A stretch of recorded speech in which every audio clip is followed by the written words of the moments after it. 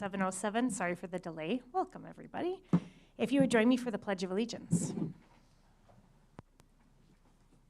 Pledge allegiance to the flag of the United States of America and to the republic for which it stands, one nation, under God, indivisible, with liberty and justice for all. Go team. Cherry, if you could do roll call. Erica Connor. Here. Joel Fredericks. Here. Dale Porter. Here. Art Schneider. Here. Vito Schwartz. Here. Carolyn Simon. Here. Greg Wirtz. Here. Steve Waddles. Here. Jerry Winchowski. Here. Diego. Here. Madeline. Here. Okay, this is an open meeting and it has been noted as such in its appropriate places. We do not have any citizens' comments, it sounds like, to start us off. So we are going to move right into tonight's presentations. So we have a couple of student staff presentations, and we're going to start off with Parkview. And Luke Spielman, the principal at Parkview, is here to introduce some students and staff, and they're going to talk about Parkview in the dark. Thanks for having us. I'm not going to speak long. I'm going to turn it over to the people in charge. But I'm Luke. Molly Whitty here is behind me, and Molly is organizing a wonderful event on Wednesday night called Parkview in the Dark. It's our third annual Parkview in the Dark, and she brought a lot of middle school students as well as some younger cast of characters. So I'll turn it over to them. Do I have to use this? Yes. Yes. Oh, I see. Hi. Well, welcome to our special guests today. I brought them so I don't have to talk. Our bigs will tell you all about Parkview in the Dark, and the littles will give you a little bit of taste of what Parkview in the Dark is on Wednesday night. For the past 3 years, PVMS students have hosted a free Halloween event called Parkview in the Dark. Students 10 and under are invited to attend this free event. Several thousand children, in costume, trick-or-treat down the halls of our middle school. Our spooky courtyard cemetery is a big hit with the families. Harper Lawrence, Leah Whitty. Students stay after school on Wednesday and turn Parkview into a spooky school filled with animated ghosts, a 7-foot-tall werewolf, witches walking the hallways, and singing skeletons. The courtyard becomes a cemetery, complete with coffins, filled with scary students, of course. By 6 o'clock, the school looks intimidating, and Parkview students are dressed in costume and ready to welcome our little friends. I'm Kaylee Abbott. The littles that walk classroom decorated door to door to collect candy. The brave ones take a chance to walk the creepy sidewalk filled with crawling students, howling monsters, and skeletons popping up from coffins. I think the middle schoolers have a lot more fun than the elementary littles. I'm Milo Waddles. I'm sorry, what was your name? Ignore him and keep going. Don't look. Aside from Parkview in the Dark, our students volunteer at Fall Fest, Midnight Magic, and pick up litter several times a year. As you can see, Parkview has a strong commitment to our community. I'm Taylor Wagner. We'd like to invite you to our event on October 26th at 6 o'clock. Here is a little taste of what we have to offer. Unfortunately, we couldn't bring the spooky atmosphere, but I'm sure you'll get the idea.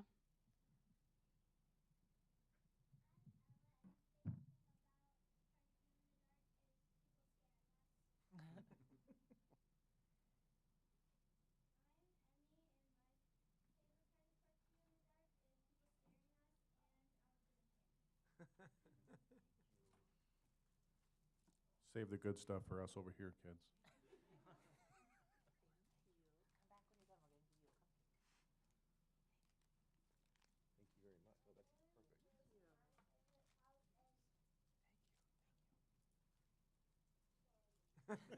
I'm with you, Jace. Thank you very much. Thank you.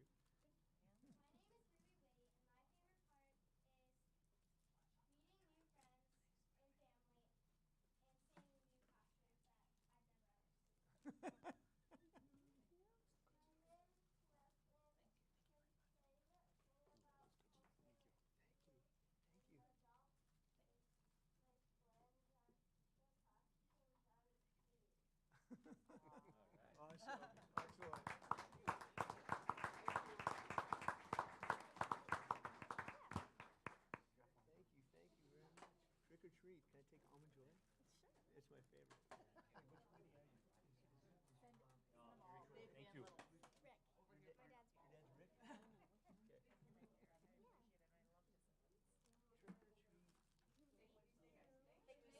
you. Thank you. Awesome.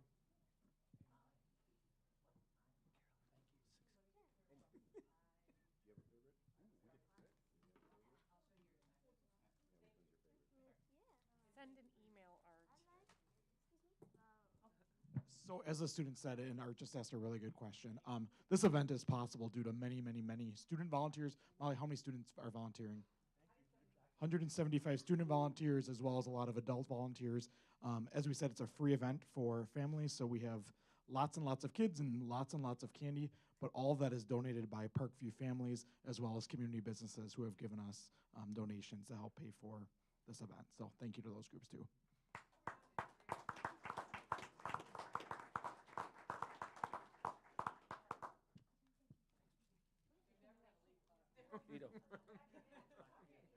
I know, another.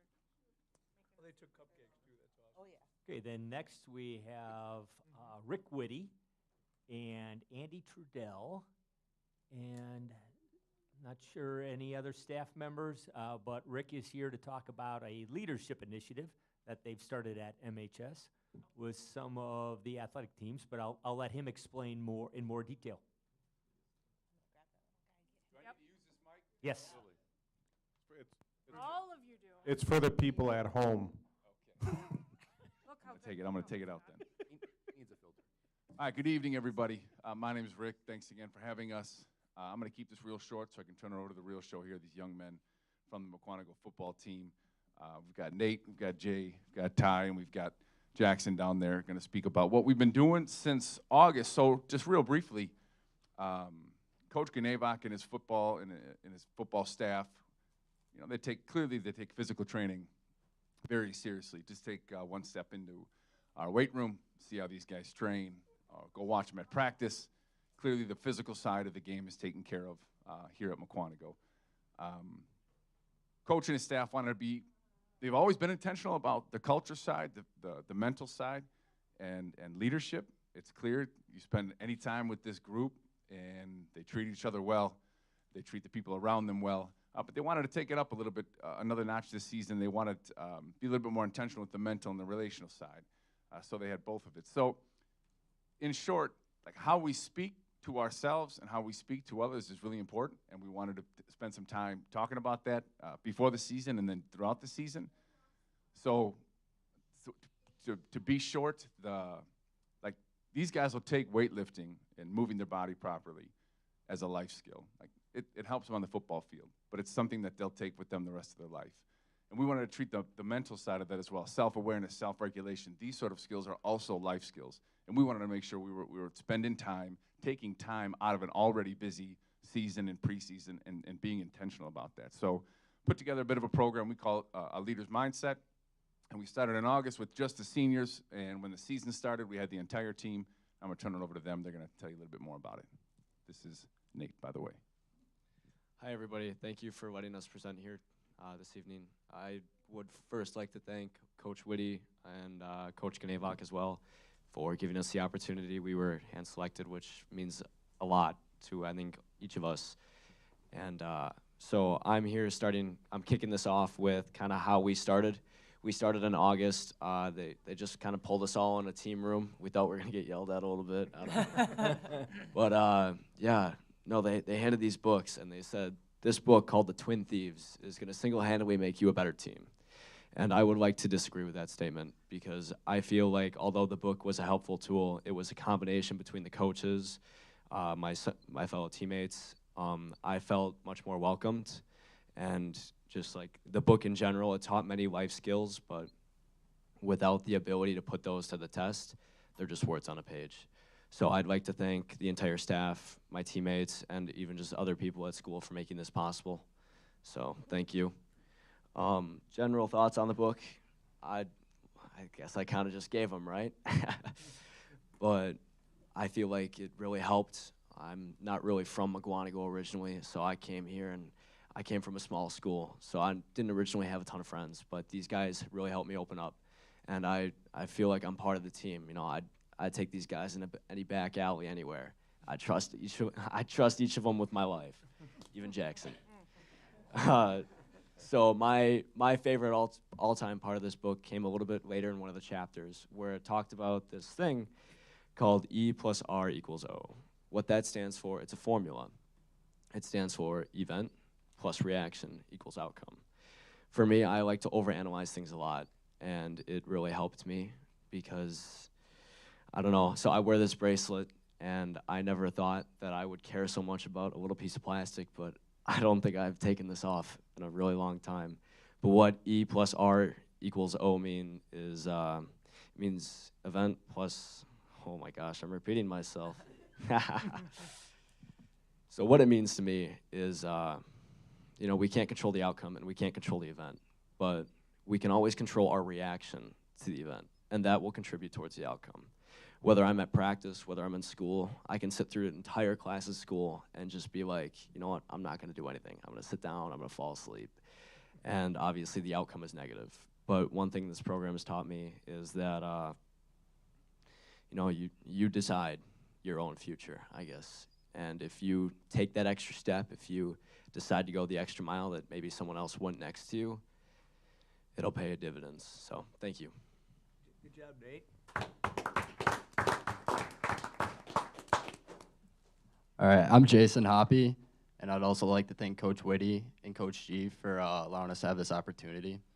To go off of what Nate was saying, we all kind of started off with just the seniors during this leadership meeting, and it progressively got to the whole team. So we started coming in before school, and we'd have these meetings, which were Coach Whitty led, and then he handed it off to certain seniors who would lead each week.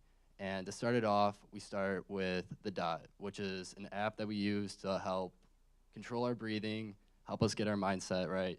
Like he said, it's more mental than anything. We got the physical part done. We were given all the tools, but he allowed us to have that opportunity. And to start off, our breathing was like a huge part for us. I mean, we don't think about it as much as we should, but when you take a moment to catch your breath and inhale and exhale, it goes a long ways. And we also talked about what we're grateful for every morning. Everybody shares what we're grateful for, and for example, I'm grateful for my family. They're able to come to all my football games and support me throughout the whole way.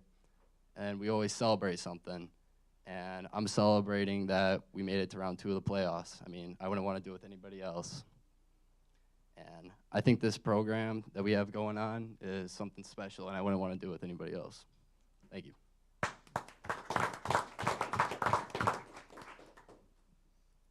Hello, my name is Tyler Lockett. Also a part of the Mukwonago football team. Also would like to thank Coach Whitty and Coach G for this opportunity.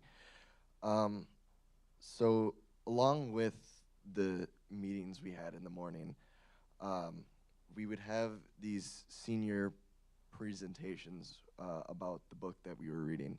So each of the seniors, and I think we had about 7 groups of around 4 or 5 of us, would go up and we would give presentations on a certain chapter in the book. My chapter was actually chapter 12 in the book. I think it's called The Starfish Story, if I remember correctly.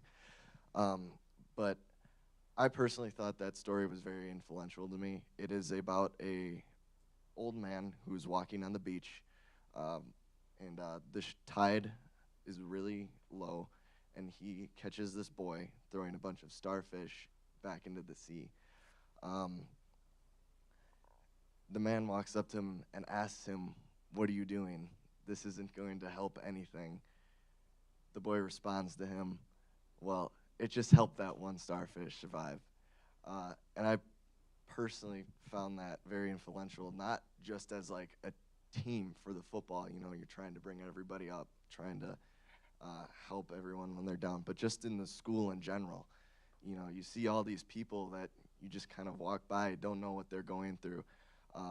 And, you know, you may find one, and if you help them, you might be able to, like, change their lives and everything. And I feel like speaking as, like, a senior in the group kind of helped me open up a little bit more. I'm not the most outgoing person on the team at all, so having people come up to me after me reading that chapter and telling me, wow, you really helped me out, or man, you really did a great job. It really just kind of switched the way I thought about things and how people cared about everyone else. So yeah, that's all I got.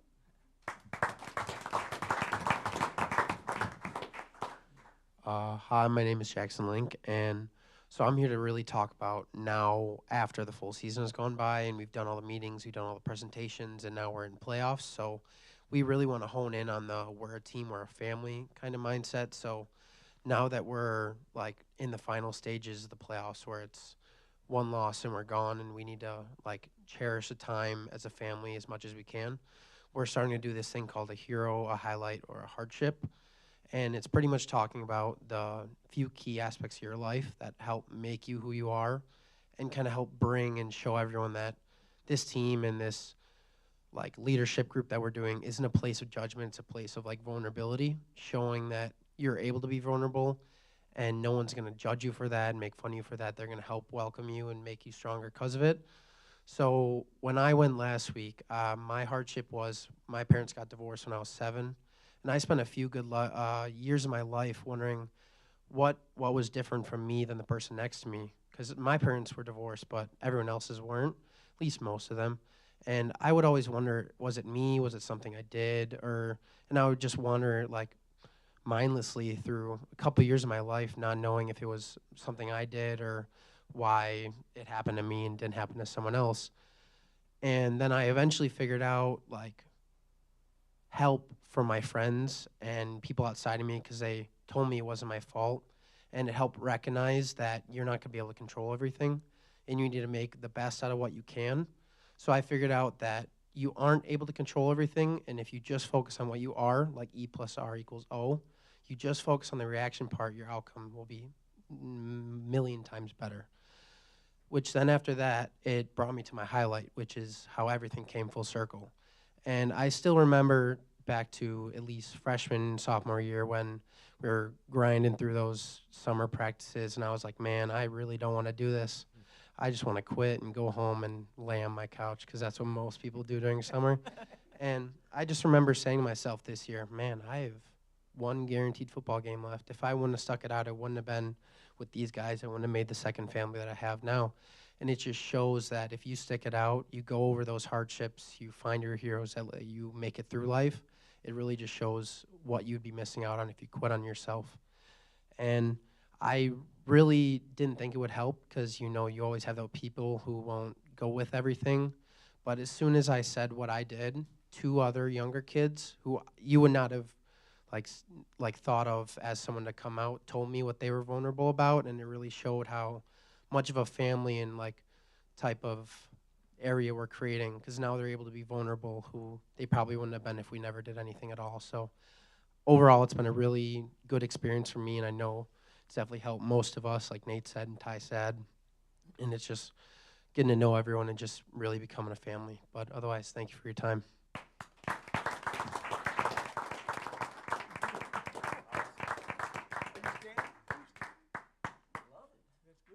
Got a couple standing O's, gentlemen. Go get Badger. And they deserve it. I just want to wrap this up real quick. You know, being a product of this village myself, it's amazing what Mukwonago does. And what you guys just demonstrated there, and they're beginning to understand this now as young men, you know, it does take a village.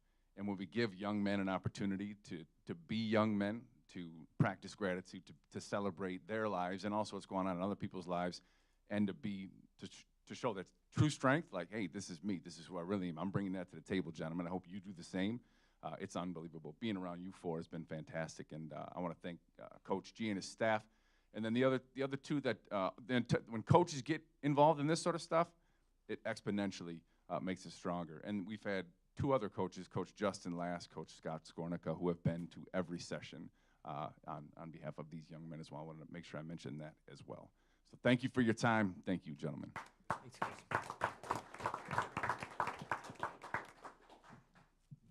Student rep reports next. Thank you, guys. That was awesome. Go be Badger.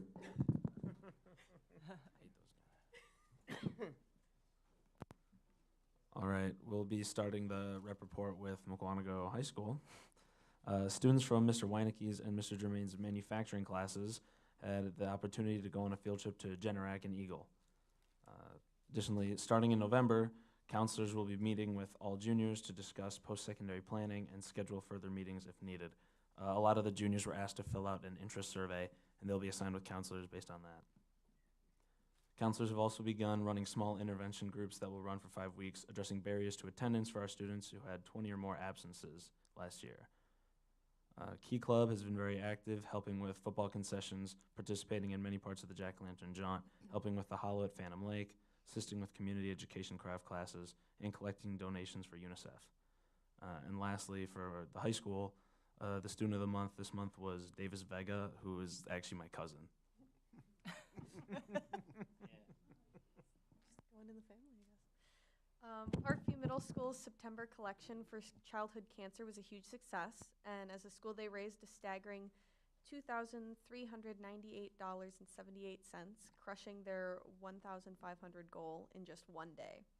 The student government decided that half of the money would go to the Make-A-Wish Foundation, while the other half would go to a local family who has a child that went through cancer treatments recently. With the athletics, there were 73 students who participated in the fall sports season between gymnastics, girls basketball, cross country, and many other things. At Rolling Hills, a very successful Grandparent Lunch Week was hosted from October 10th to the 14th. The PTO served over 600 visitor lunches and raised over $20,000 in book sales through the Scholastic Book Fair.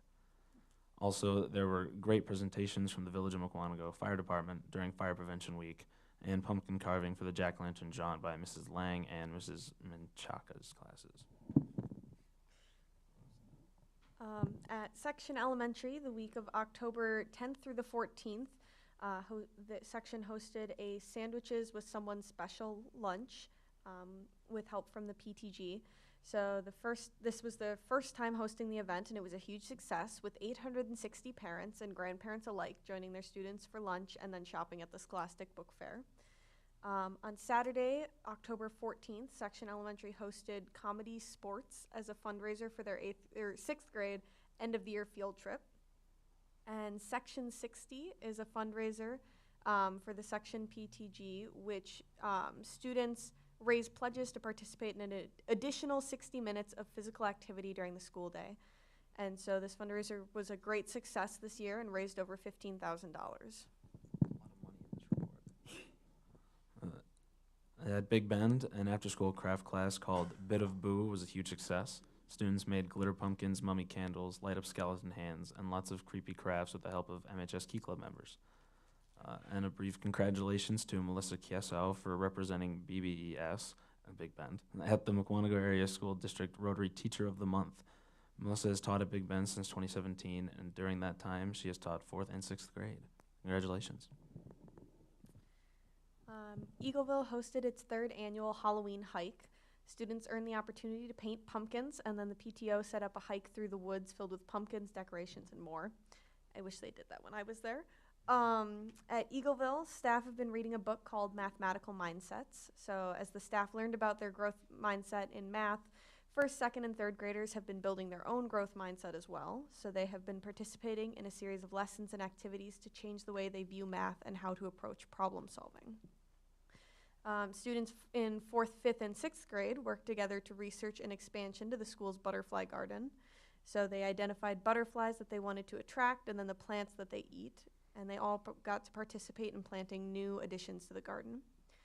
And Eagleville's annual walkathon, students far surpassed the $4,000 goal and raised over $7,500.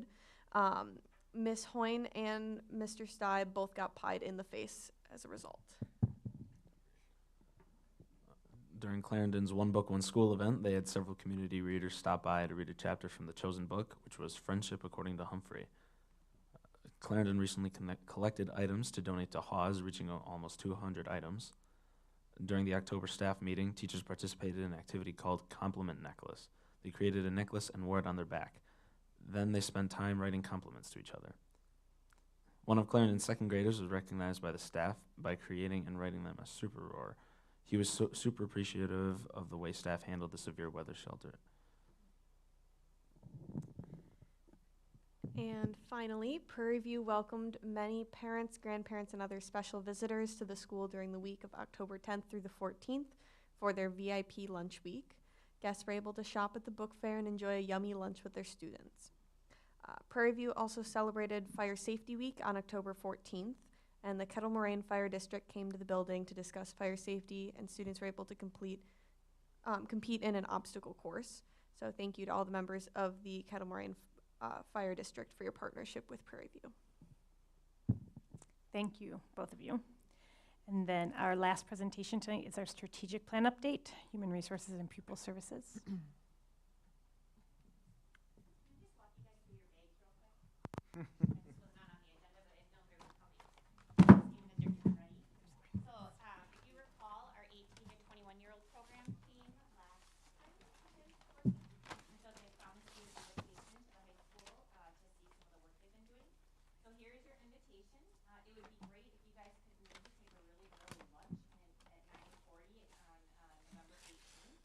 All of their different jobs out and about. So inside your bag, you will find their body scrubs. You'll find their puppy treats, some succulent plants that they grow, which I already overwatered, and the cards that they produce. So they sell those.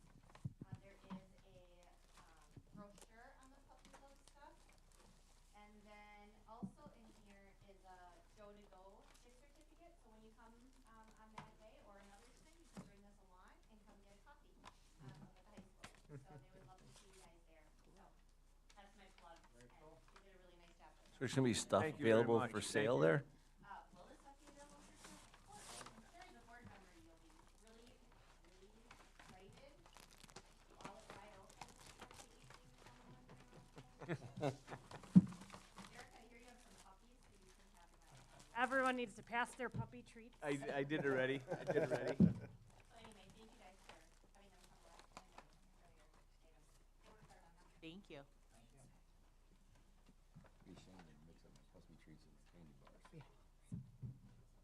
Go for it. All right, for tonight's strategic planning. I don't think you're on, Steven. Hello, hello. Yep, you're good. You're good. It's on. Okay. For tonight's strategic plan update, what we're looking to do is to tie the important work around compensation with some of the lessons that we learned from the summer in terms of hiring. Based on my understanding and what I've seen of the historical data, the hiring season that we had this year was highly unique, and I think it does give some indication as to what the future could look like in terms of a compensation plan. And what I'll say also is that a compensation plan is enormously linked to our strategic goal of recruiting and retaining high-quality staff.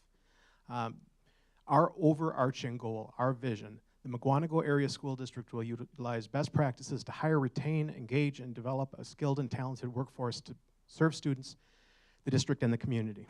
The strategic objective, how we're going to measure this, is that we maintain 95% or greater of our professional staff and increase the amount of retention that we've got for our hourly staff. So that is something that is a major goal and certainly one that our local districts are looking at as well. They certainly probably say it in a different way, but it all kind of comes down to these central ideas. So when we exclude retirement, our retention stands at 94.27%, which is a little higher than New Berlin, but certainly a bit below Muskego, Norway, and Pewaukee. And so that is something that this year we did fall below our stated intent, our stated goal to maintain 95% or higher. So in 2023, during the spring and summer of 2022, we hired 45 new teachers.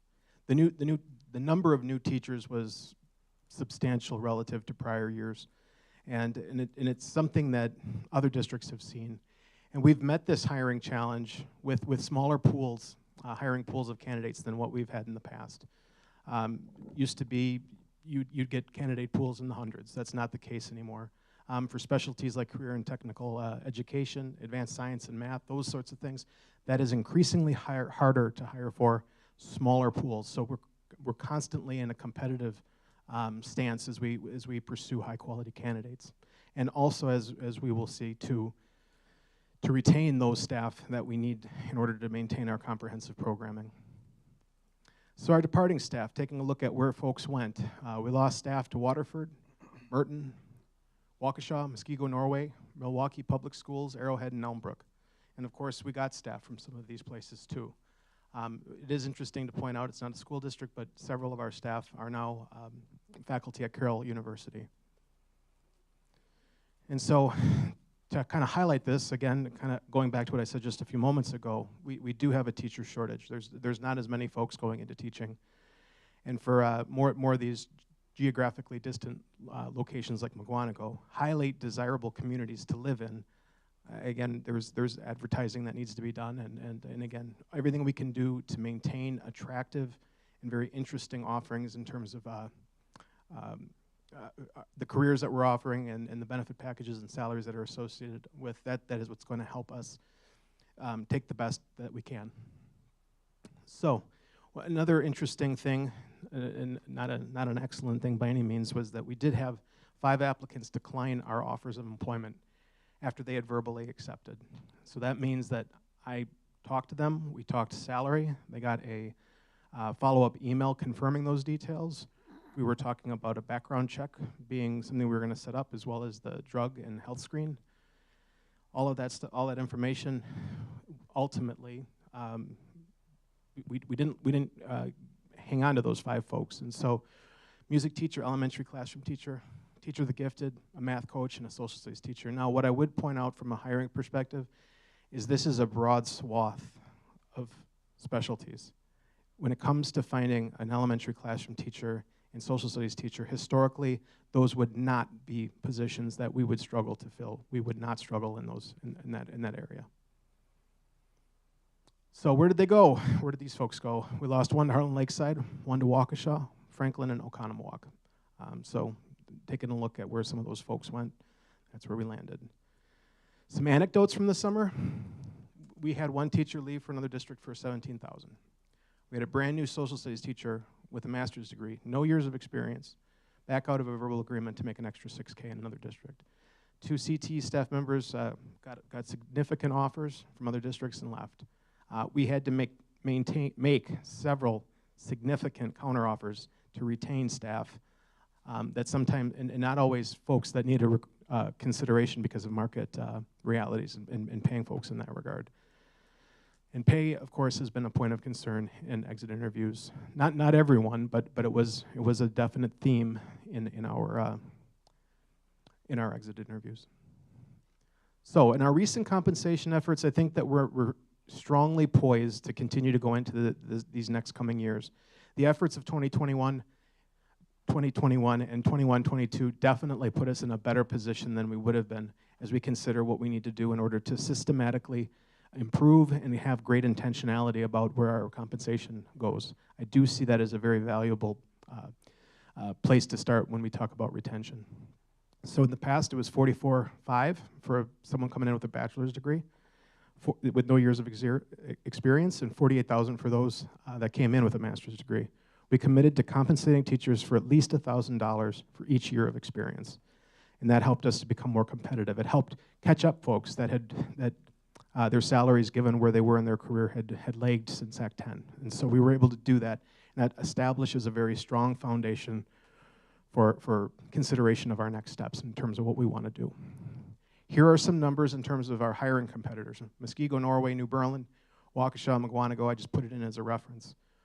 What I'm going to strongly suggest, what I perceive, is that districts will post what they're offering in a general sense, but there is going to be more wiggle room when those offers come to be able to consider, like, okay, we need this position, okay, this is our starting, but I do sense that among our hiring competitors, that folks will offer more if needed, and not necessarily just for a classroom position. So kind of an off-schedule offers. And I would point out, of course, Muskego, Norway. That number is pretty substantial. So at a recent directors meeting, at a regional human resources meeting, several districts shared out where their starting salaries were headed. Elmbrook 47.5 starting, Whitefish Bay 48.5, Franklin 49.5, Oconomowoc looking at a new base of 48,000, just looking at it. And again, that you could see our base in terms of where we're at, in terms of what we are offering starting. So the establishment of higher starting salaries in competing districts is just something that we're going to have to pay attention to.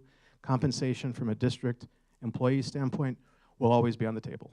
Compensation is never going to be a topic that we say, oh, we've really nailed it and we don't need to do anymore. It's just something that we have to really, really pay attention to. So a couple of key things having looked at in terms of differentiating Mukwonago from the rest. One of the big selling points, and I think what a lot of folks are looking for, is a sense of progression.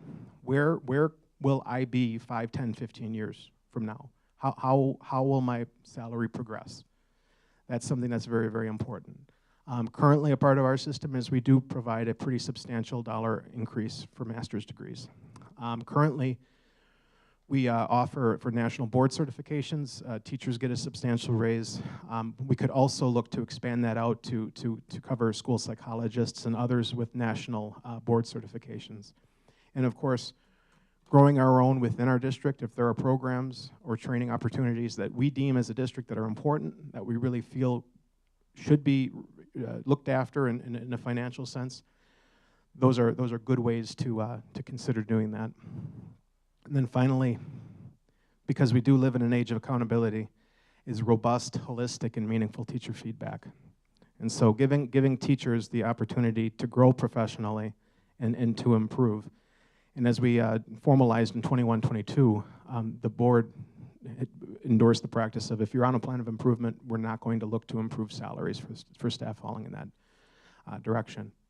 I also think that a very good systemic thing that we did this last year was this decision to create a retention fund that would allow us to very nimbly be able to counteroffer, have that option if we wanted to maintain somebody within the district that was getting courted aggressively by another district.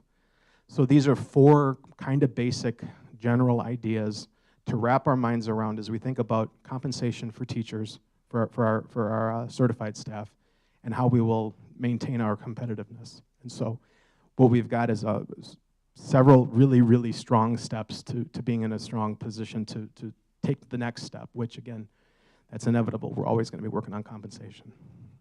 So with that, examining several models for compensation, getting some stakeholder feedback. What I'm going to always suggest is that we examine what others are doing, figure out what's working really, really well in those other places, and then figuring out how do we want to adapt what we learn. And so taking this forward and finding several models that could be adapted to our purposes, getting some feedback from our stakeholders, and then finally making a well-reasoned decision is a very, very important next step for us. And so with that, I also wanted to provide a brief update on support staff hiring. If you walk into a grocery store or you walk into and that's what happened this morning. I walked into Pick and Save, getting some food for the upcoming week for lunches. They have a whole long list of people that they're hiring for. You can walk into a gas station and you can see that as well. We've got folks that are competitors on the private side, especially when it comes to our support staff. So when it comes to the high school, we've got 3 positions, 4, 6, and 8 hour. These are non-benefited positions. Prairie View, we have an 8-hour position that provides benefits that we have struggled to fill in a 6-hour position at Eagleville. We're still looking for a food service assistant, and we need special education aides very badly. But we're currently staffing that through Teachers on Call and putting in sub-requests to be able to meet those needs. I would, of course, highlight our special education aides are folks that work with our students that have the greatest needs. And so it's very, very important that we are able to keep and retain our support staff as well as our certified staff. And with that, that is my presentation, my update. Any questions?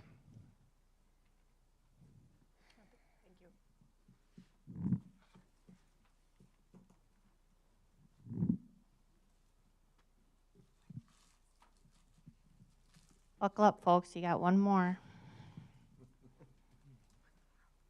All right, I'm going to have Jim, Darren, and Paige actually join us over at the table because they will be presenting also part of tonight's presentation.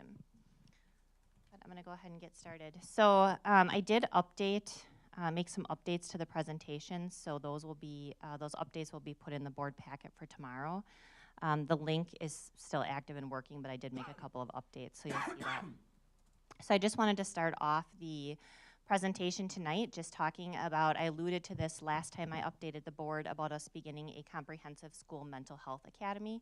So it is a group of K-12 representation. So actually Luke Spielman from the middle school principal is on it.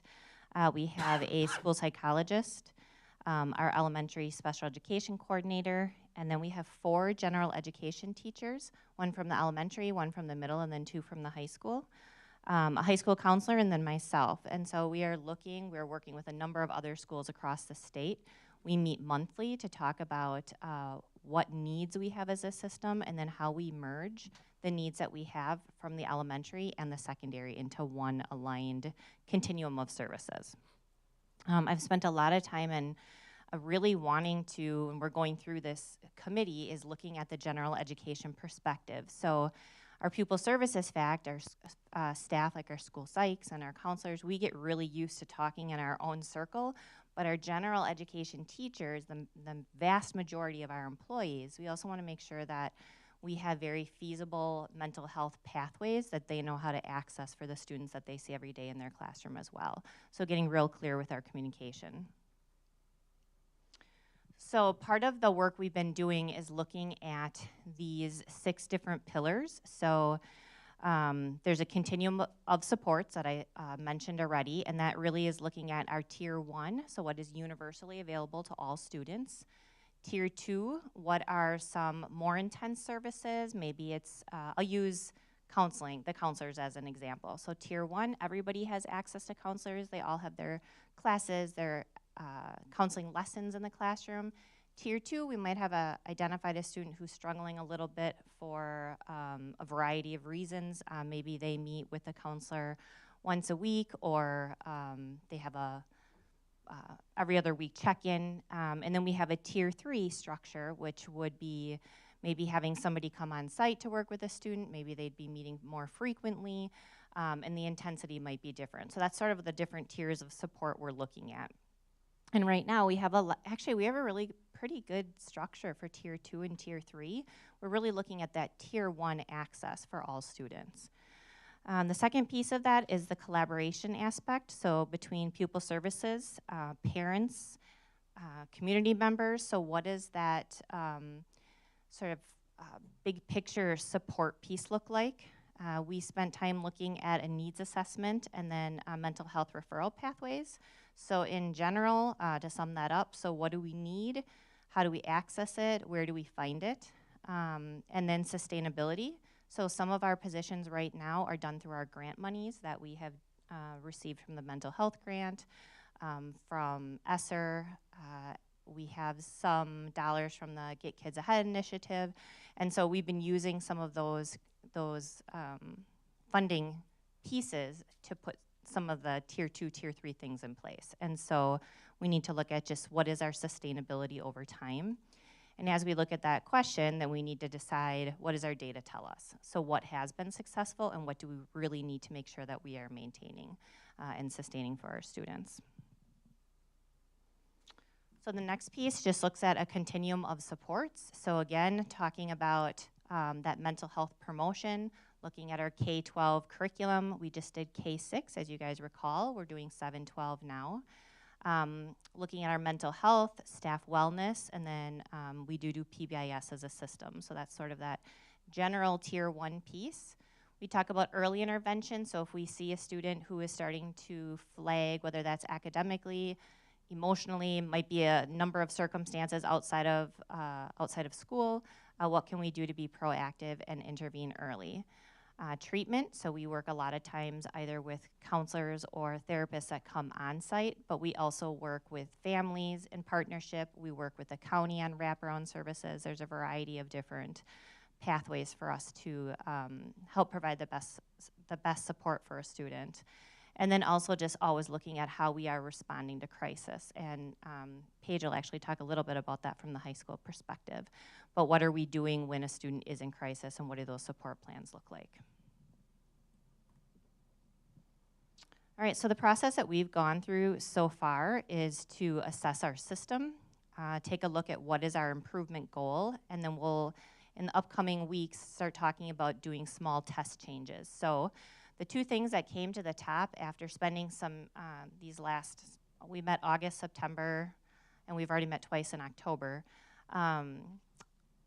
Two things that came to the top was a universal screener. So a screening tool similar to like what we would use for academics. When we do FastBridge, we test kids 3 times a year. We would be looking to do something similar under like resiliency factors and like strength-based characteristics, and we'd be looking at trying to see like where are our at-risk factors, and then how can we combine those with the strengths that kids are showing as well.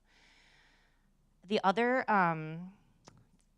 item or focus that did come up was staff wellness, and so I do think that is something at some point in time that we need to tackle, and I'm not sure what that will exactly look like, but I do think depending on what our next steps go to, like with self-insurance, if we go that route, I think there'll be some really good opportunities to do some partnership when we go down that road.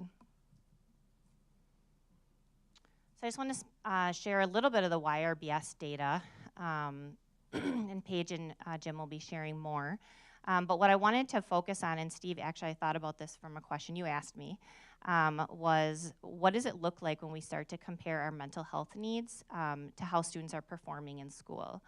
And so what you see up here is the percentage of students. This is so that, keep in mind, this is self-reported. So these are what students are reporting about themselves. We're not running this against anybody's GPA because we don't, it's anonymous, so we wouldn't even know who to run it against. But I don't know a lot of students who would necessarily self-report inaccurately about their grades, but so when we look at our number of students who have self-reported as having A's, 72% of those students feel like they belong at school. And likewise, as you go down, 62%, 51%, 30%. So as you're looking at the percentages, you can certainly see that as students are declining academically, their sense of belonging is lessening also. But what I also want to point out is that there is a gap margin between that 72% and that 100%. So there are some of our students who are performing very well in our schools and still not feeling like they're belonging. And you can take that same sort of gap analysis all the way down the trend line. The following is also, tonight I brought anything related to grades, actually. And so there's the actual YRBS is an exceptionally long report, and you guys all have access to it if you want to take a look at it. But I chose to look specifically at grades tonight. So this piece looks at students who were bullied either at school or online, so think about social media. The number of students who were feeling like they were bullied, and then also how they performed, how they self-reported themselves as students, A's, B's, C's, D's, and then what that correlation was with feeling bullied online or at school. The next one, actually, and I think Paige will talk about this a little bit too, these numbers are really, again, they're good numbers. Our students who are getting A's, B's, really all the way across the board, minus when they start to get into the D's and F range, they do feel like, for the most part, that they have somebody at school that they can talk to. And that's great to see. I always worry about the 87 to 100%. Those are the kids that I'm always wondering, they're doing really well at school, but what else is going on? They have a really good game face during the day, but what else is going on? So that takes me right into this last piece of data that I wanted to share. So this shows the percents of students who answered yes to any of the questions related to depression, anxiety, non-suicidal self-harm, or suicidal thoughts and behaviors. So we know that being anxious or depressed can make it hard to follow through with some academic tasks like studying and turning in assignments. We also know that if students experience consistent failure or low performance, it's also going to exacerbate those feelings of depression and anxiety. And so I think in general, for our A and B students, that's a pretty high percentage of our students who are performing academically well, but still having some anxiety and depression that they are dealing with, amongst other things. And I don't think that this is too different than what we would have probably concluded with all of the other strategic updates that I've had, but I do think it gives us a little bit of a more narrowed and focused look. Okay, so I am gonna actually turn this over to Jim and Paige now. You guys have a clicker. Do you see any data from the other schools that would correlate to this? I sure do. I can pull that for you. Those actually just became available. So. All right. Hi, everyone. I'm Paige Recke, one of the school counselors, and somehow the YRBS spokesperson every year. Yes, very excited about that role. And so I just wanted to touch on a couple things as we move into this year and hoping to continue the YRBS. Our main intention with that data, as we brought up to you guys before, it's completely anonymous, but allows us some of the interventions and programming that we put together this year is based off of last year's data. And so we want to be able to see, hopefully, when we get the results back from this year's data, whether or not those programming had an impact. And if it didn't, we have to go back to the drawing table. And if it did, which we hope it did, then we know that it's working. So we don't want to blindly or anecdotally just hope it's working. We actually want to see some numbers that back that up. So that's the intent behind the YRBS. So just a reminder that it's a survey that the district, we've given a number of times since 2011. There was a little gap in there where we didn't, and that was just a lot of turnover with administration and things where it got lost in the shuffle there. We had 1,315 students that took it.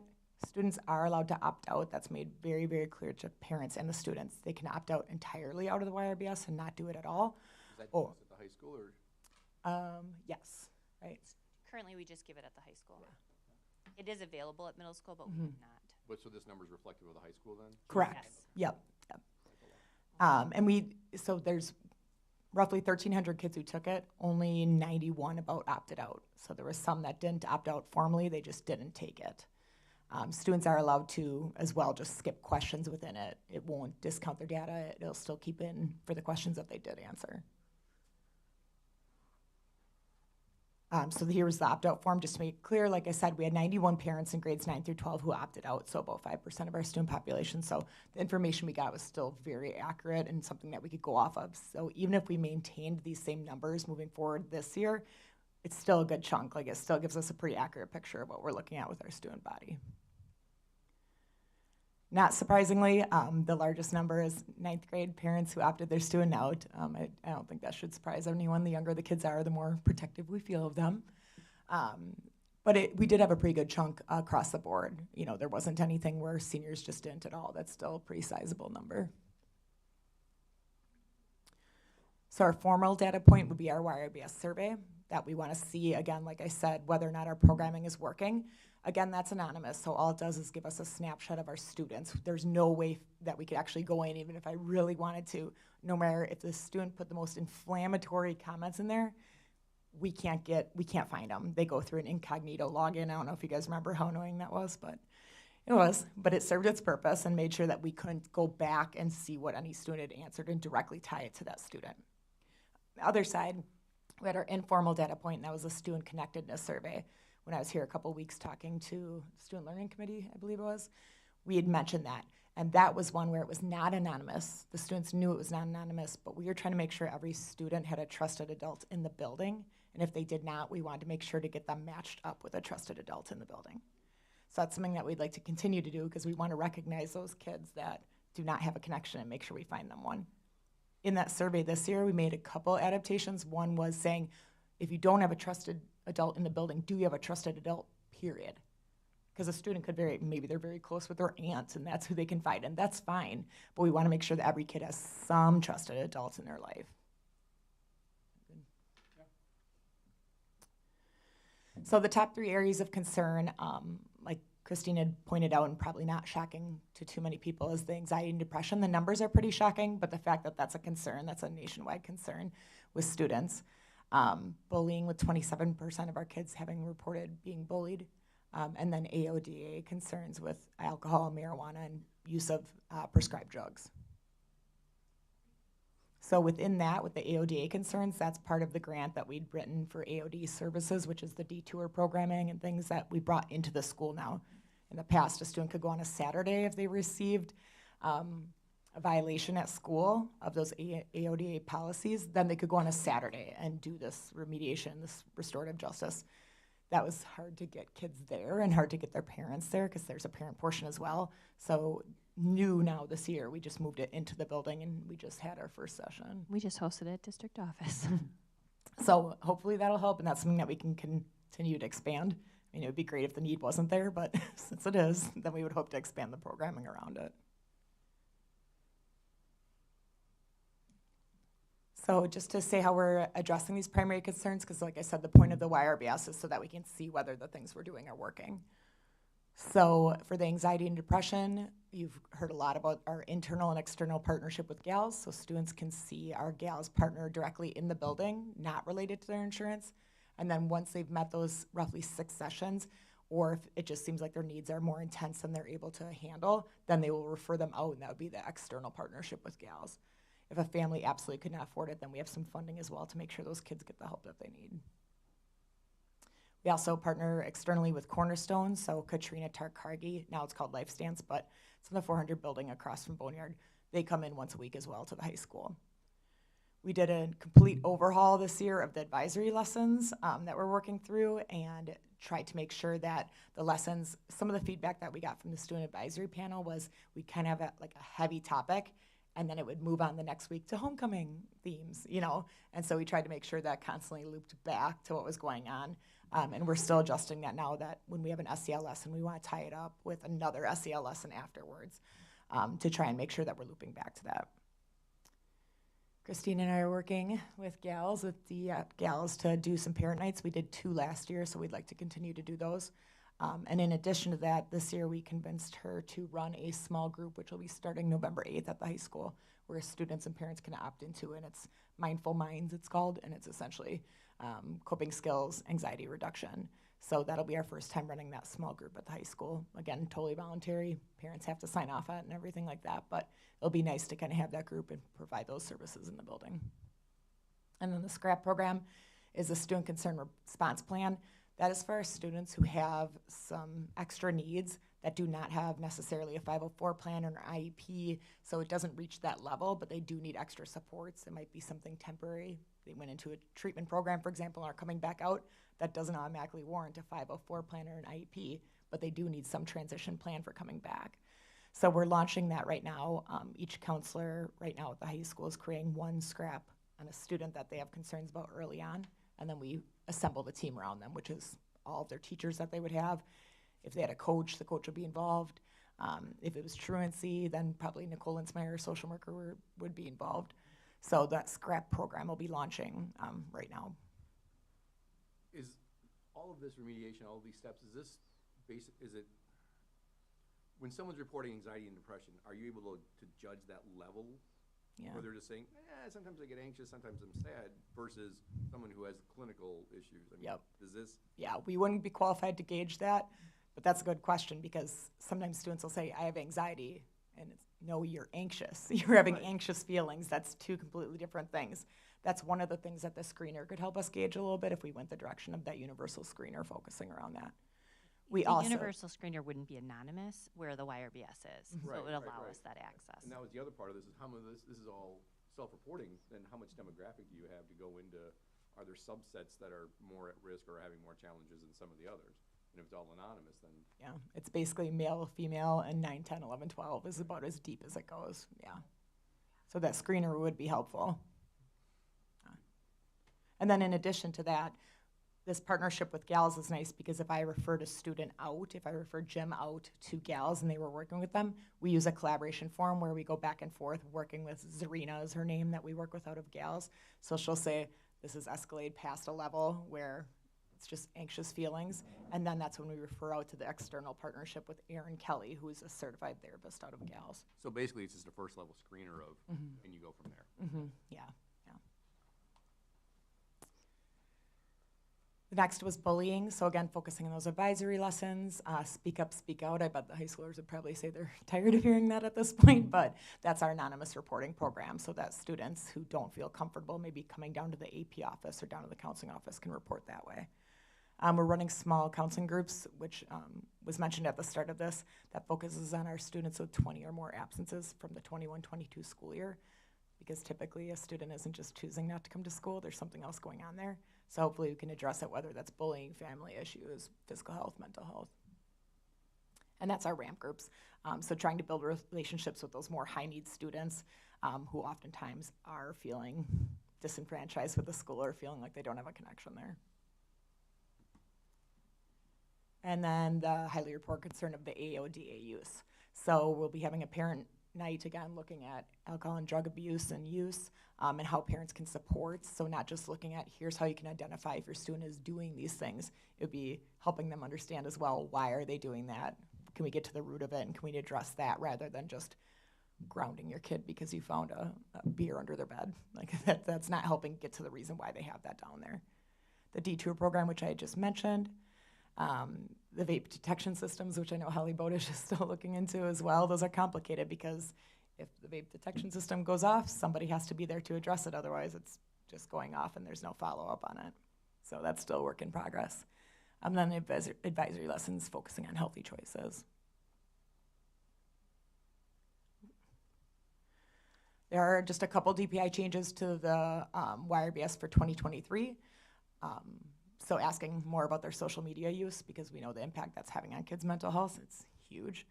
And then asking during your life how often you felt that you were treated badly or unfairly in school because of your race or ethnicity. So when you had brought up whether or not we could see that demographic and how that ties in, that would be an opportunity new this year to be able to tie in those answers with that demographic. And again, they can opt out of the question, they can opt out of the survey completely. That's always going to be the parent's choice.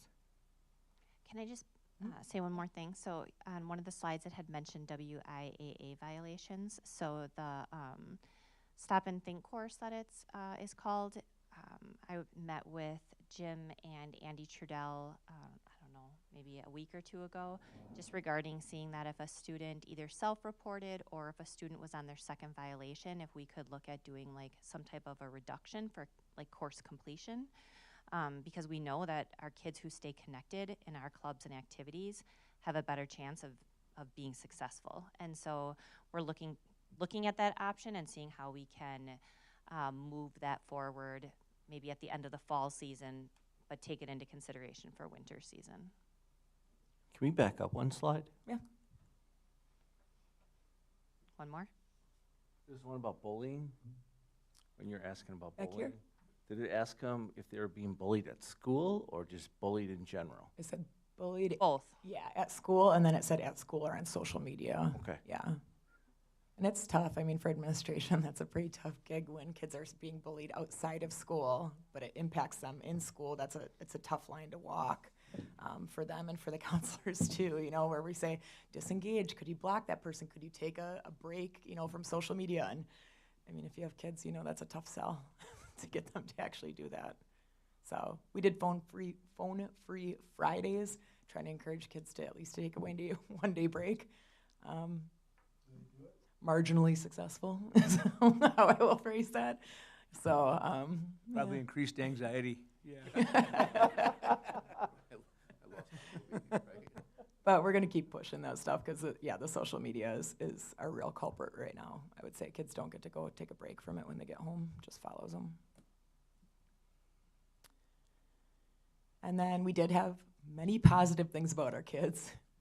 Most of them are wearing seatbelts. That's nice. That's good. Most of them are saying that they feel safe at school. Most of the time, we're always 91% is a great percentage on that. 90% were saying they've never been offered or sold drugs on school property. These are all important things. Reported feeling that they belonged. 89% reported having at least one trusted adult. Again, this connectedness surveys, our goal really is to get to 100%, that we want every single kid to have that. 73% versus 83% students report having a trusted adult at school. That's a smaller gap than shown nationwide. So our LGBTQ youth feel like they are more likely to have a trusted adult at Mukwonago High School than what the nationwide picture is showing. Hispanic 76% and multiracial 72% students report having a trusted adult. So that was relatively close in comparison to our white population, which stated 81%. So when we're trying to dig, like Steve, when you had mentioned trying to break down into those further populations, we look pretty good. There's still room to grow.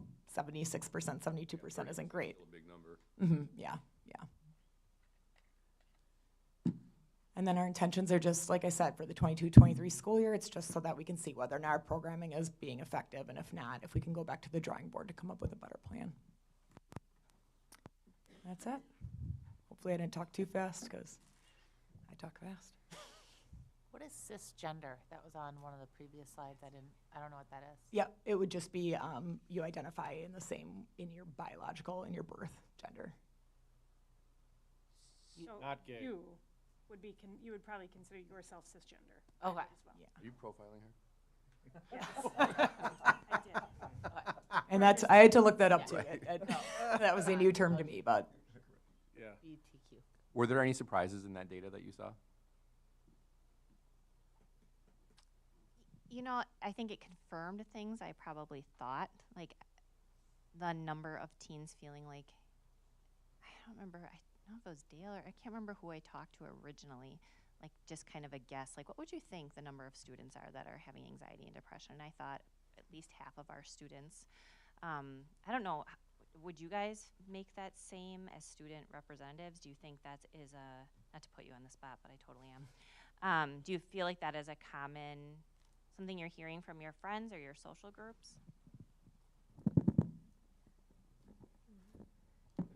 She's deferring to you. I don't know. I feel like there was a relatively accurate representation. I feel like there are people that are not comfortable, especially sometimes in those, like you were comparing the grades to that report. I feel like there are some people that do have those higher grades that aren't comfortable reporting that in a survey and things like that, just because that's kind of the mindset of, I have grades, I'm good, I'm fine, and you just kind of go over it. So I do know I have some friends that are kind of in that mindset as well, so I feel like that might have been the only group that may not have necessarily been represented as much. I noticed that there's a very small group of students that enjoy answering surveys with the most obscene answers that they find in every question. So I guess to say that there are still, like, what one of the data points said, actually, just going off on a little tangent, it said like 90% of students had not received or like purchased drugs on school property. I would be confident saying that extra 10% is most likely those students. I would hope, but I'm just gonna say that I don't know, there might be an issue with honesty in the survey results, but it would be very minor. The one question that brought me pause was 46% said that they had used alcohol. And I can't remember the exact wording, if it was in the last 30 days or if it was ever. I think there's a couple of different ones, but how accurate do you think the AODA questions are that 46% of our students have said they use alcohol, 17% marijuana, and then 11% prescribed drugs? And that's not on a daily, it's could have tried. Yes, at could have one tried. point in time. I don't see why that would be particularly inaccurate based on what I know of the student body. I think that's a pretty fair representation to say. I mean, like, it's obviously alcohol is going to be the highest. It's most accessible, I would say, and everything else kind of just falls off from there. When you drill down to the grade level data, 9, 10, 11, 12, like alcohol usage is reported higher as the kids get older, so not necessarily surprising. I think the biggest, for me, a big takeaway is just the YRBS is good high level data, but I would like to know what we can do on a universal tier 1 approach to figure out what our kids need. And so I've been working with quite a few other districts, actually just trying to get an idea of what some other schools similar to our size are doing. And one of the schools, which I think is something to consider, certainly, is making sure that if we're going to do a screener, similar to academics, but also we would share that with a parent, right? You get your FastBridge score home or your whatever standardized test score, universal screener that goes out, but also using that universal screening piece as a partnership link with families to say, like, this is something that, you know, your child might have identified as being a concern. Let's have a conversation, see if we can help support you somehow. So I think that could be an added nice benefit. I actually do have a question about that, if you don't mind. Sure. About parents receiving, you know, like a report about the student. How are we to know if, especially like you said, students that are like not doing well in school, that might be a concern, might have something going on in their home life. Why is it that the parent then might be the one to receive something and they either might not care or maybe it'll turn into something negative? How can we ensure that that's still like a safe procedure, I guess? I don't know. I mean, it's something we would have to work through yet. But it's also like part of that transparency too, right? Like we want to partner with families as much as we possibly can. I think some of the situations that you might be referring to, I feel like we might already have an idea, you know, that there's some conflict going on, potentially, but I don't know. But I think it's good to see what other people in our district, in our surrounding districts are doing and how they're handling different approaches. Because at the end of the day, every single one of us just want to help our kids be successful with whatever they need. So, good question. Thank you. So just as far as the district's continued response, the last time I presented, I had showed you a graph that sort of had a bunch of arrows that continued to show what was being implemented every year. So I just wanted to sum up the presentation by saying, like, these are the 2 areas that came out, again, through the Mental Health Academy that we will continue to work through this year, looking at that Tier 1 screener and then looking at staff wellness or mental health. We are continuing to do that counseling curriculum review 712, and they're just working on finishing up their curriculum documents that will look like all of the other curriculum documents we've been putting in place that Stephanie's done an awesome job on. And then looking at some different resources to review as a team. And Paige mentioned these, but again, just bringing that Stop and Think course on site, I think, actually it was kind of cool having the kids here. So just having an opportunity to build some of those relationships where it still felt like a formal, like an opportunity to learn in a very small group. MHS was great about having an admin here all day long too, so it's a good opportunity for building relationships. And then Paige, you mentioned also the 6-week group for our 9th and 10th graders through GALS, and then we will be planning a community education event early December. So that's what we have going on. Do you guys have any questions for me? All right, excellent. Thank you. Thank you. Thanks.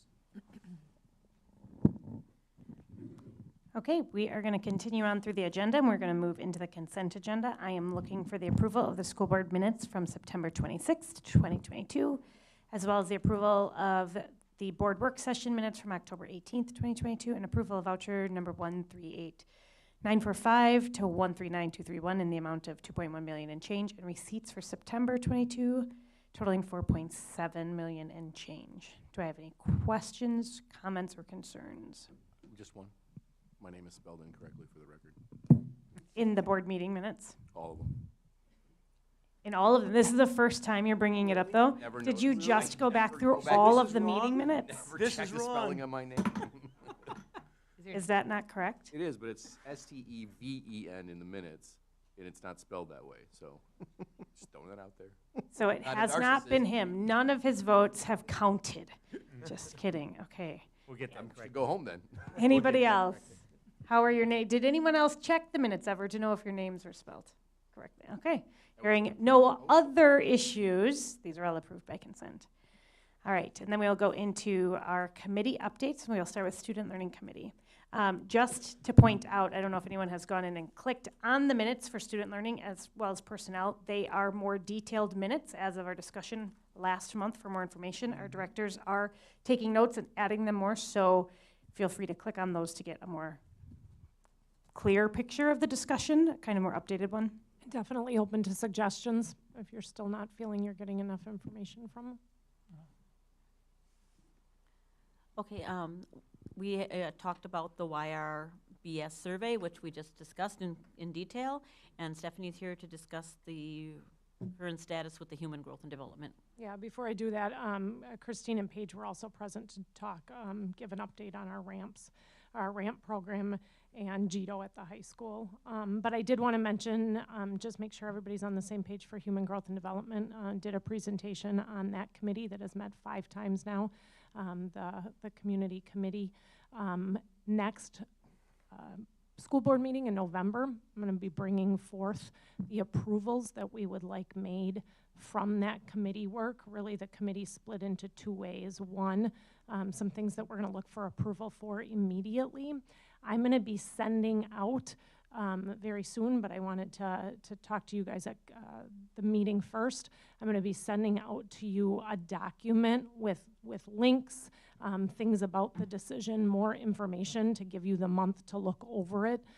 Please let me know if you have any questions, or Student Learning Committee members know if you have any questions. We will be looking for some things to be approved in November from that committee. And then the committee also sent us back to the drawing board to work on some things, and we are meeting again February 28th. So some things I'm not bringing forth because we're continuing to work on some materials and resources and curriculum for 7-12 that we'll be bringing back after we meet as a committee again February 28th.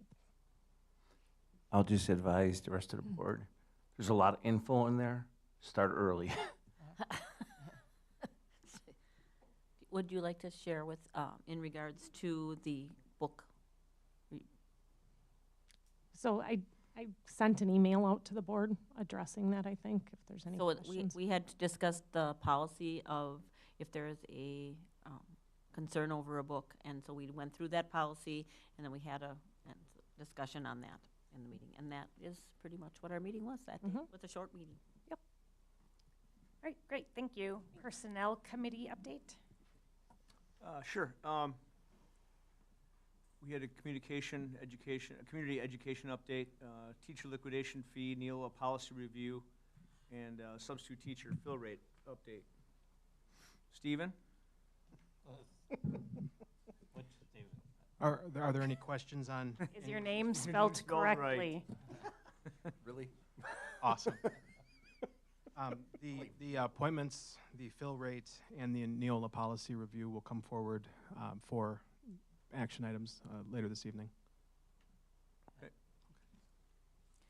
Okay, so October 18th, we did have a school board work session regarding our superintendent search, receiving some candidates to look at and just making plans moving forward in the interview process. We have some action items that we will jump into. Stephen just left, but we do have a resignation to approve this evening. Did you want to say anything about that? So we do have one resignation, Courtney Kind, excuse me, business teacher at Parkview Middle School. So we need approval on that. I would like to make that motion. I have a motion. Second. I'll second. Any questions, comments, I got a concerns? question. What happens if we say no? In the case that we were to decline that, what would end up happening is they would not be free to pursue another position until their contract ran out. At that time, then they would be free to. But you can only be under contract with one district at a time in Wisconsin. You can't have two contracts. Oh. So you would be keeping them out of a future job potentially? Just curious. Yeah, I didn't know either. Okay, I have a motion and a second. No, it's not a bad question. Yeah. It's tough, though, as you know, your business, too. If someone wants to leave, or Yeah, for whatever reason they can't work for your business or industry any longer, it typically doesn't pay to keep them when they don't want to be there. Yeah. Would we ever recommend not? Would you ever recommend not approving it? I would say that we would want to make exceptionally limited use of that. However, I do know of a circumstance where I think it was a very high need situation, and in the district that I'm aware of, they did not immediately accept the resignation, and they simply said, look, we're going to spend some time getting an adequate replacement, and we understand you're looking to move on, but it was not the next board meeting. That person was held on to for a while. Thank you. All those in favor say aye. Aye. Any opposed? Motion carries, and we'll move down to the 2022-23 final budget. Okay, so this is the annual thing we do every October. We got our final numbers in from the state, so we're going to certify our tax levy and our budget here tonight, so we need separate motions for each. Please stop me if you have questions, but by and large, the tax levy has remained unchanged completely since we did this at the annual meeting. The budget isn't too far off from what we approved at that time either. So just quickly, we'll go through these 3 steps. State law says that our state aid plus what we collect in property taxes is going to be limited. So step 1 is we're going to calculate how much state aid we get. We found that out on Friday, October 14th. Moving on to step 2 is we'll figure out our revenue limit, how much money we can ultimately collect, and then we can back into step 3, which is our property taxes. So state aid, we had $53.8 million in shared costs last year, and that led to $26.9 million in aid for the current year. Taking a look at that historically, you can see that the amount of aid we are getting from the state has increased since I've been here anyways.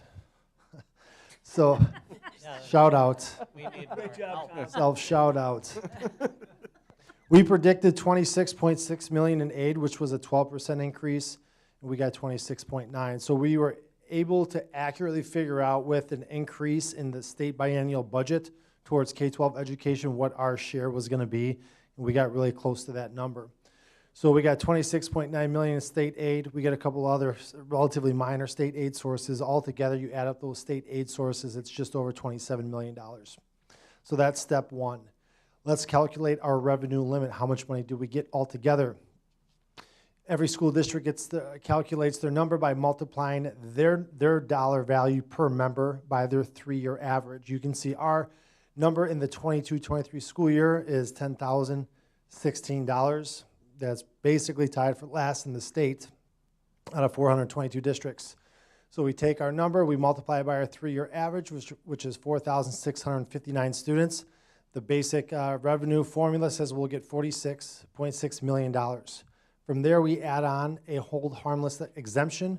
That basically says that when you do this first step, we get $46.6 million, and you compare it to last year, we need $230,000 just to basically have a hold harmless and to not lose money based on what we got in our basic revenue limit last year. So that $230,000 we're getting here in this exemption is really one-time money that will expire next year. Question 2 came from April 2016 referendum.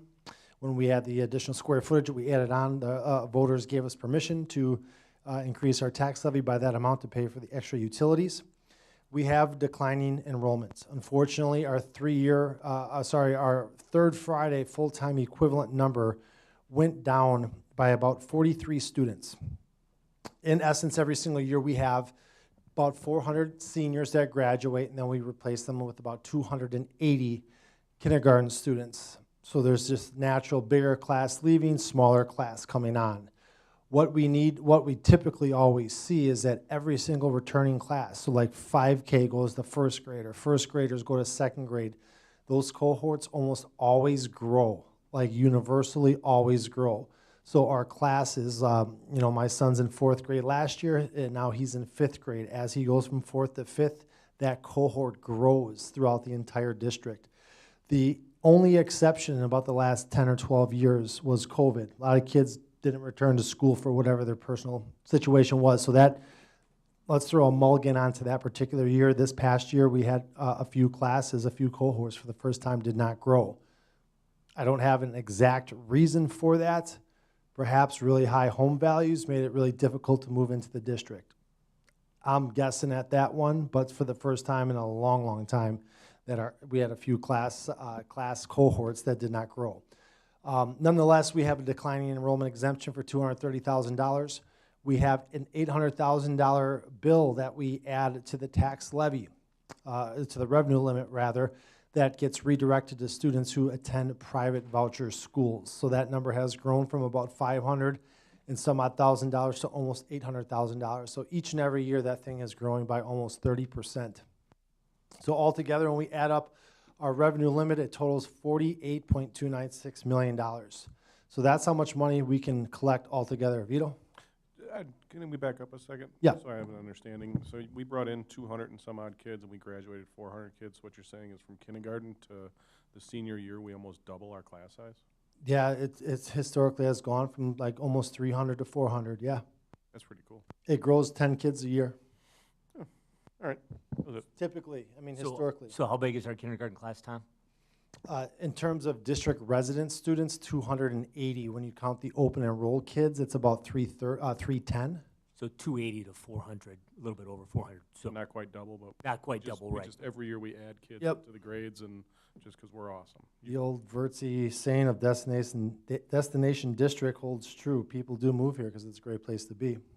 All right. Thank you. All right. So the amount of money we can bring in is $48.296 million. This math right here represents 85% of all the money we bring in. So there we go. We have step 2, and from there we can back in to step 3, which is the property tax revenue. We are allowed to collect $21.294 million in property taxes. So we have almost 56% of our revenue limit comes from the state, and 44% comes from property taxpayers. Now, when we get to talking to our legislators here after the elections in November, sometimes you will hear that there is a record investment in K-12 education. So I'll use this slide to kind of talk about what that means. About a year ago, we were around a 50-50 break even, so that $10,000 per kid, 50% came from the taxpayers and 50% came from the state. Now you're taking a look at this here, we got a lot more equalization aid, so there's less pressure on the property taxes. So now the state government is taking up a bigger share of that. It's 56% of the overall amount is coming from state government, so they are contributing a bigger share. But that record investment doesn't mean there's new money. There's that $10,000 in funding, it's still $10,000, and we talk about teacher retention or whatever the situation might be, there's no new money to pay for it. It's just changing where does the money come from. So I think that sometimes, not to say it's misleading, but you just really understand like a record new investment. Like what does that actually mean? Are you putting, are you increasing the amount of money you're contributing to K-12, or are you increasing the amount of the revenue limit, the per member revenue limit? That's ultimately what I think we need to focus on here and make sure that our legislators understand that, not to knock them down at all, but I'm not sure that all of them do, because school funding is complex. And even those who vote on it, I'm not sure that they always totally know. Just being honest when I say that. All right. So from here, we split our equalization aid goes completely into Fund 10, and then our property tax revenue can go into Funds 10, 38, and 41. Fund 38 is short-term debt. We have none. We've paid it all off.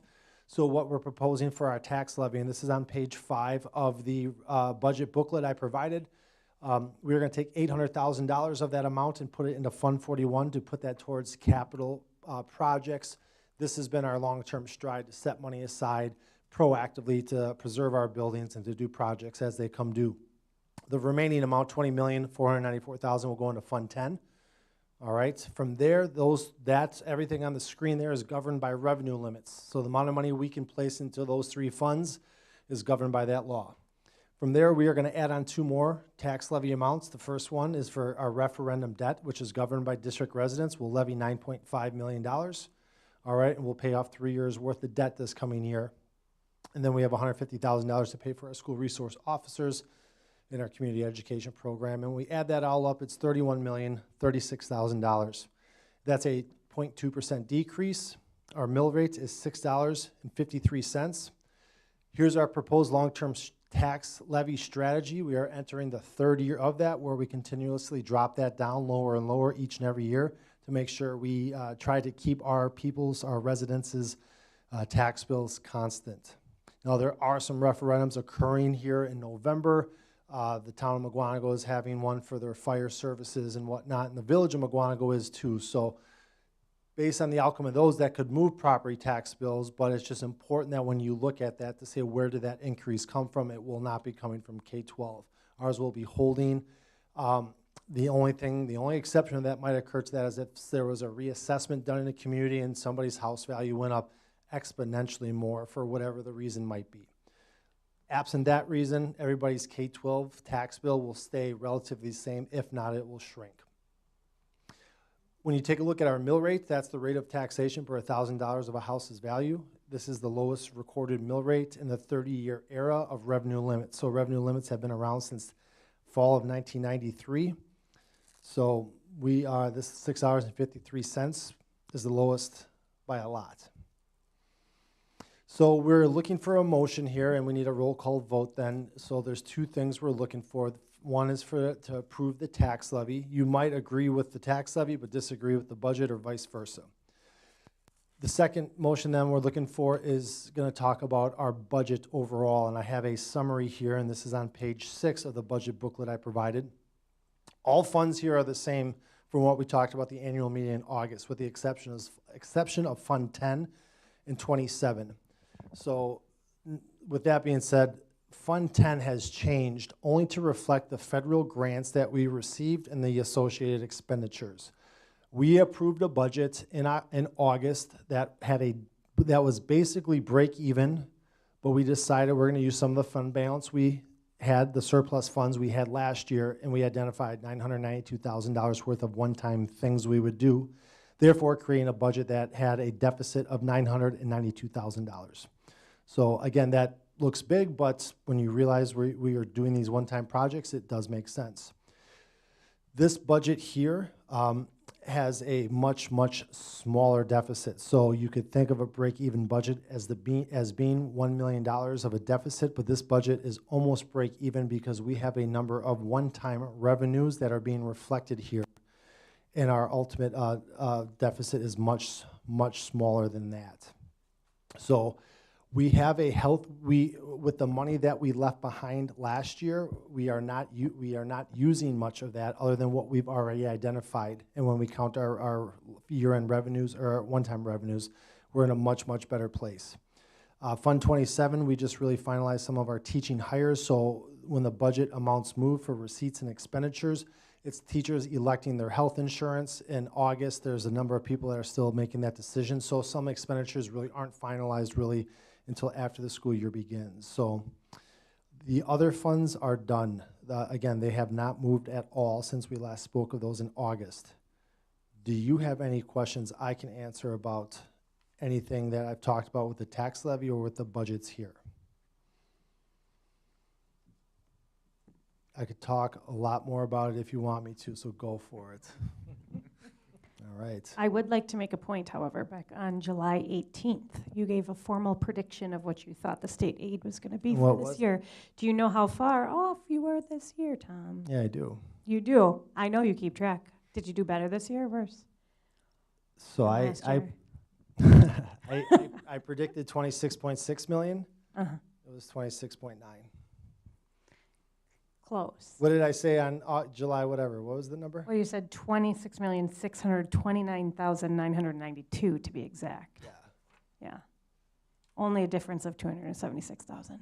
Not bad, Tom. We were close. I'm going to give you a congratulations. We were close. You were pretty close. Still wrong, though. Still wrong. Okay. Motion to approve the budget. Thank you. As submitted.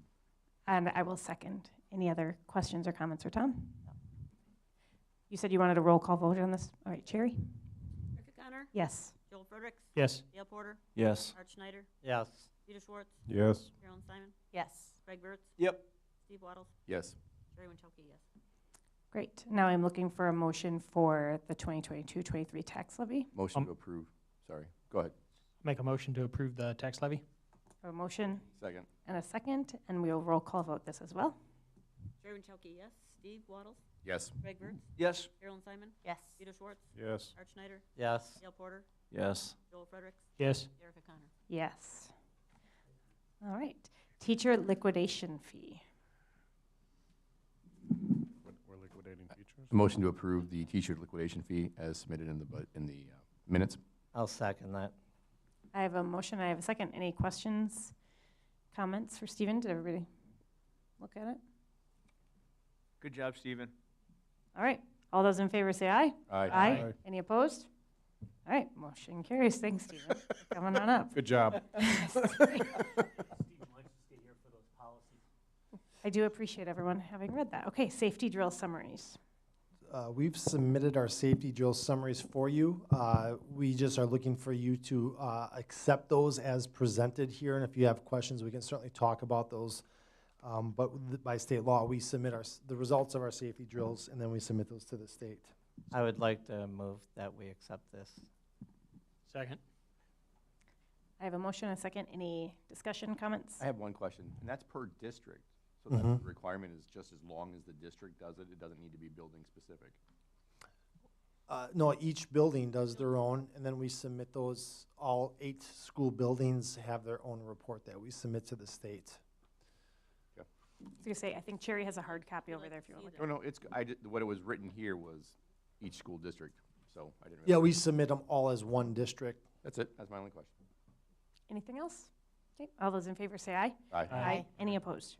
Motion carries. We have Neola policy updates.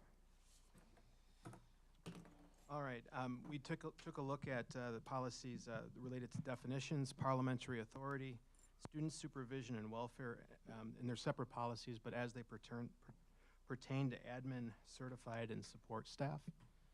And so do we have any questions or any further information I can provide? These have all been basic Neola updates. That would be correct. There's not a whole lot of changes here. Okay. I will make a motion that we approve these policy updates. I'll second. I think Dale. Any other comments or questions? Okay, all those in favor say aye. Aye. Any opposed? Okay, motion carries. We will move into unfinished business, starting with the superintendent report. I just want to give you that graduation update. So American Family Field did inform us last week or the week before that they are going to have a concert on the weekend of June 3rd.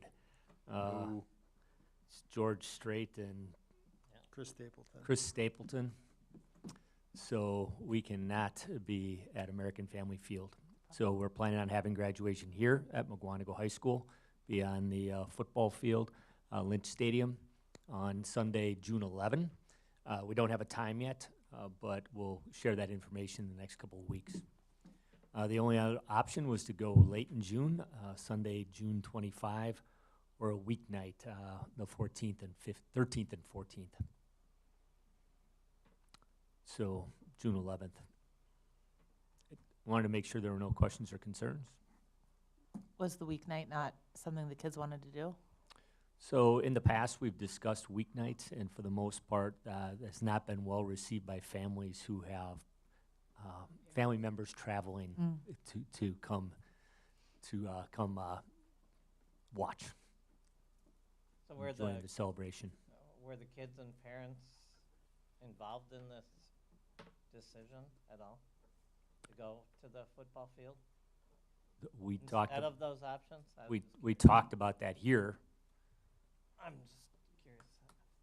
No, we've just used information, we've used data, information that we've gathered from past years. Yeah. But again, we talked about that here at this table, that if we couldn't go to American Family Field on June 4, we were gonna go to MHS on June 11. And you guys said that was okay. We're finicky. I know that. Okay, then just a little bit of information as we move forward after the elections of November, when we start talking about, talking to our legislatures. I included some information about the state budget surplus, which has grown to $4.3 billion now, and we are hoping that we can get that revenue cap increase this coming biennial budget. That is really, really, really important for the Mukwonago Area School District. Again, Tom shared with you that our revenue limit, our revenue cap, is the lowest in the state. And it's really tough to compete, as Stephen showed you, as other districts are increasing that those teacher salaries. Hard for us to compete unless we get that revenue cap increased. Or we go out for an operating referendum. Yeah. And then, despite Art's comments, I do want to point out that October is School Board Member Appreciation Month.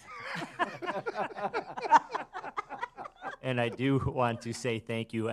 Right now, I know there is a lot of work in this job. So in all sincerity, I want to say thanks to all 9 of you for the work and the effort and the time that you're putting in, because I know with the superintendent search and the facility study, it's a lot of time, a lot of effort. So thank you.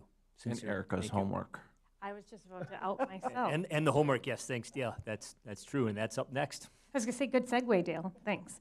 I was going to say, and also the fact that as a board, actually, everyone decided it would be a good idea. So it wasn't just me. But That is a good point. so this would be our first month, and I want honest feedback if it's too much in the midst right now of superintendent search, if we need to take the month off in November. Was everyone able to get to the webinar on complying with open meeting laws? Yeah. No. Yes.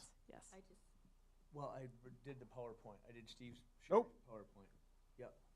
Okay. So if it becomes too much, we can take off a month in November because we are going to be very busy in November. However, I took a lot of notes. There was a lot of value to it. I learned, like even in the last meeting, and we will do it again, learned that at the executive session part of a meeting, I definitely wasn't reading all the parts that I needed to read. So I'm curious if anyone else had any takeaways that we want to just share with the rest of the board real quick. We're going to do this each month. So if you have notes, if you learn something new that you think benefits everyone, please bring it with you. So I'm just opening the floor. Carolyn. Oh. Okay. Wait, what? Yeah. Oh, I cannot Yeah, talk? yeah. Okay. You. I thought you said you still have the floor. I was like, oh. No, Carolyn. I'll shut up. All right. So I can share what I. Yes, all right, please. Cool. Thanks. The listing for like superintendent's report, there's like the attachment, but like president's report, like we're supposed to include like itemized or bullet point things, and making sure that we're expanding on items so it's understandable to somebody who's never been to a school board meeting what it is that we're going to talk about. Just making sure that it's really like clear versus sometimes like there's times where I read bullet points and I'm like, I don't know what we're going to talk about there. Like that shouldn't be a thing. So making sure that it's just very clear to anybody reading it, whether it's a school board member or a community member. So Tom has to rework a lot of his stuff.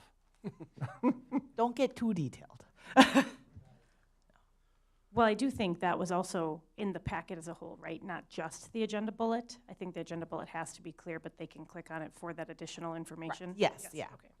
Yeah, they can drill down for more info, but just the fact, just having it there. I'll come back to my next one because I gotta think about it. Go. Anybody else? They did define a negative quorum as well as a walking quorum, which was very helpful.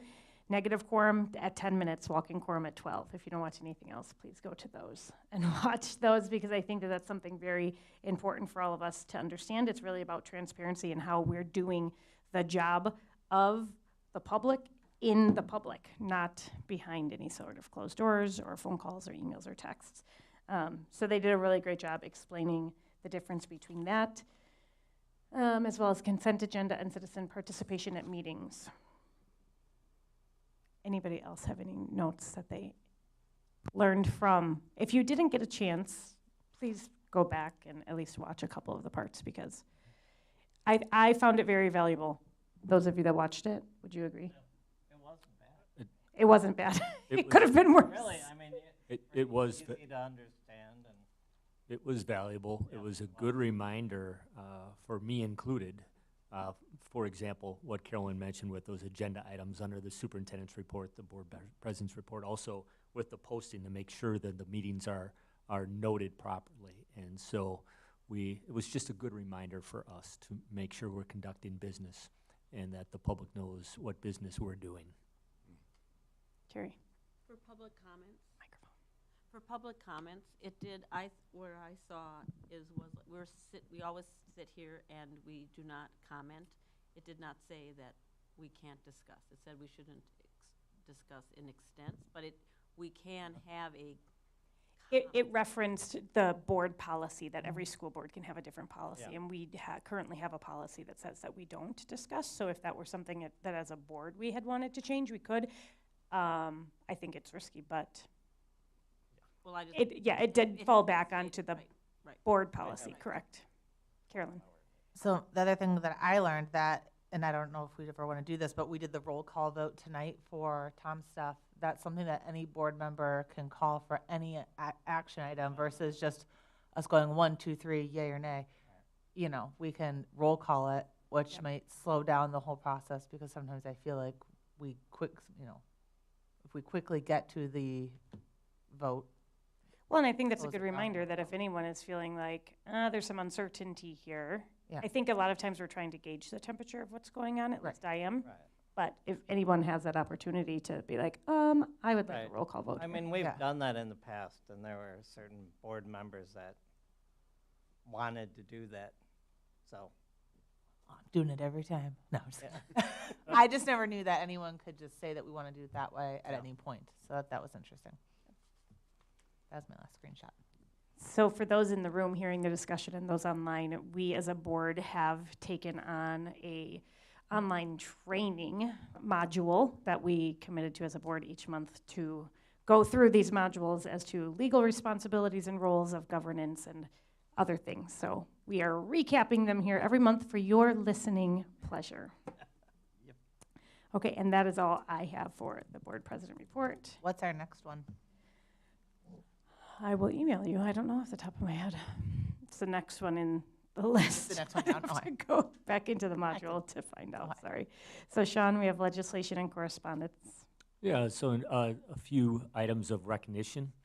So first, the Mukwonago High School girls tennis team. Congrats to the #1 doubles team, Maddie DeBooth and Annie Werspicki for qualifying for the state tennis tourney. We have a number of donors that we want to thank. Art Schneider and First Weber Realtors for the $500 donation towards Eagleville's efforts toward literacy and environmental education. Mark Legowick and Fox River Home Improvement for the $400 donation to Clarendon Cougar Glow Run. And then Susan Schmitz for the $1,000 donation to Big Bend Elementary in memory of her late husband, Mike Schmitz. Mike was a longtime school psychologist, an excellent person and psychologist for us for many years. He passed away about 1 year ago. Did not have a long retirement, unfortunately, but his widow donated that money to Big Bend, so thank you to her. Eagle Scouts, congrats to Liam Hughes for earning his Eagle Scout Award, and he did a lot of great work at the Rolling Hills Butterfly Garden, and also Jay Dembski. He earned his Eagle Scout. Jay's a senior at MHS this year. Liam graduated last year. Jay's community project was building benches for the Mukwonago Dog Park, so great job to both those young men. The Girls Golf Coaches Association recognized two of our students, Ellie Karras, who's a senior at MHS, and Elizabeth Vanderhey, academic all-state honors for both of those girls golfers. Great job. And then congrats also to Eva Koos and Annalise Rasmussen, two of our girls cross-country runners. They qualified for state this past weekend, and the entire boys cross-country team for qualifying for the state meet as well. So good luck to them. That's all I have. Carolyn, to answer your question, I did look it up. We will be learning about public records law for next month, for November. So come back to learn about public records law. All right, at this point, I would recognize a motion and a second for executive session. Motion to go into, I don't have the right words on the agenda. No. You do, make your motion, I'll read them. Motion to go into closed session. Second. Okay, I have a motion and a second for executive session, adhering to Wisconsin State Statute 1985, considering employment, promotion, compensation, or performance evaluation data of any public employee over which the governmental body has jurisdiction or exercises responsibility, as well as the State Statute 1985-1E, deliberating or negotiating the purchasing of public properties, the investing of public funds, or conducting other specified public business whenever competitive